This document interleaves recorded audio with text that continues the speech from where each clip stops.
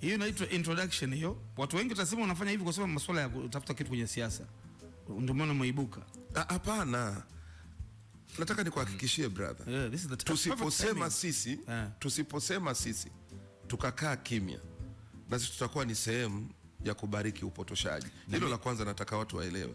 Lakini la pili, nina nafasi ya kuongea kwa sababu nimeyaishi hayo maisha. Ni kazi nimefanya kwa zaidi ya miaka 5 na kuendelea. Huku nikiongoza idara hii ya usalama kwenye ngazi ya wilaya.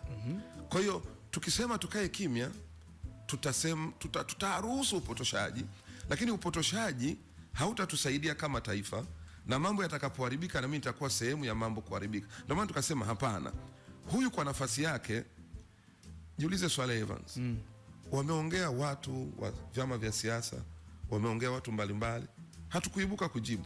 Lakini kwa nini huyu? Huyu ni mwenzetu. Anajua. Anajua kinachoendelea. Yaani kama mtu ameasi vile. Hapo sasa tutaendelea. Huyu ni Jerry Muro.